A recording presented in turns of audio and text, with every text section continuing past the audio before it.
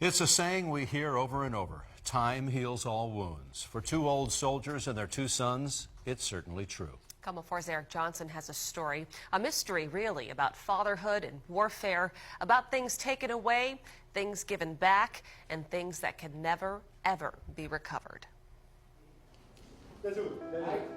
It's important that a man understands his father so he can better understand himself. And when the fathers are gone, we cling to things, belongings, symbols of who they were and what they stood for. This man in Tokyo, bewildered and overwhelmed, knows it all too well. On the other side of the world, in Centralia, Kim McDougall has learned new things about his father because of what's inside this package. Herb McDougall is 88 years old. He lives in a retirement home now. Something called Friedreich's ataxia makes it hard for him to speak clearly. But his mind is sharp and clear and full of devastating, vivid memories of a place and a time and a distant war. A long time ago to me. The Battle of Okinawa, April of 1945, some of the most desperate, savage warfare the world has ever seen. The Japanese were dug into an elaborate system of caves and tunnels. Allied forces had to go in and get them. Terrible, terrible. Herb McDougall, young and scared, saw things that 68 years later, most of us can't even fathom. Well, I did what I had to do then.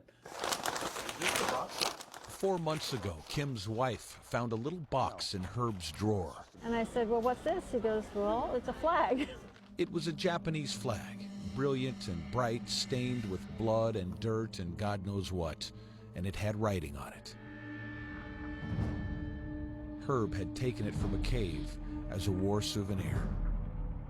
No one wanted the flag, so I got it. Herb's granddaughter, Jennifer, who'd studied a little Japanese, sent a photo of the flag to her teacher, Aki Suzuki, at South Puget Sound Community College. Like, oh my goodness, this is from my hometown. Senju, that is my hometown. A teacher and a ghost of a soldier sharing a hometown, and now this mystery. She also saw a name. Hoshi, that his last name, and Toji, his first name. The flag had the name of a police precinct on it. Aki called them. They did some digging in the Tokyo area and figured out who the flag had belonged to. Toji Hoshi was a policeman before the war.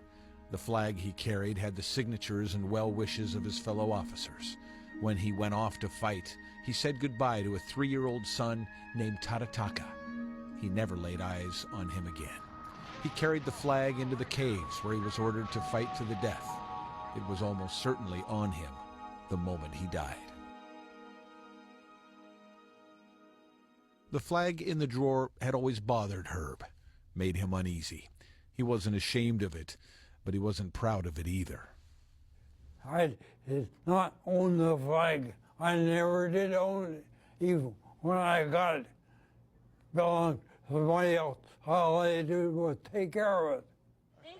As luck would have it, Aki had been planning a trip to Senju, Japan to see her parents. The McDougalls packed up the flag and met her at the airport. I'll miss it, but it's not mine.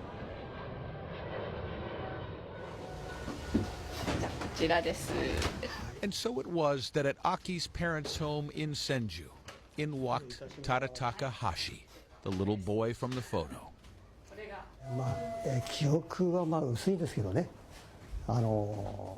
I have few memories of my father. When he returned for a brief visit, he let me ride on his shoulders. He carried me and gave me a piggyback ride. His family home had burned down during the bombings of Tokyo at the end of the war, and this unassuming, dignified man of 71 years owned nothing that had belonged to his father, not a single item, until this moment.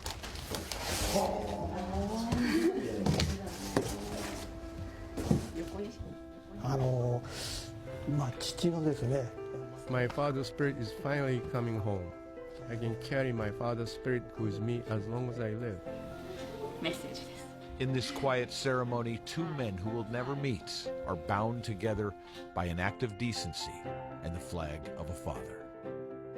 The flag is going home. And you can't believe the sense of relief. And so, at a press conference at the police precinct where it all started so long ago, Tadataka Hoshi is more aware than ever just how important it is for a man to understand his father. Forever, he will cling to this symbol of who his father was and what he stood for. It's all he can do. Eric Johnson, KOMO 4 News. Pretty amazing. Another fascinating thing about the story, the police precinct was able to track down Mr. Hoshi because there was a phone number on his birth certificate from 1942.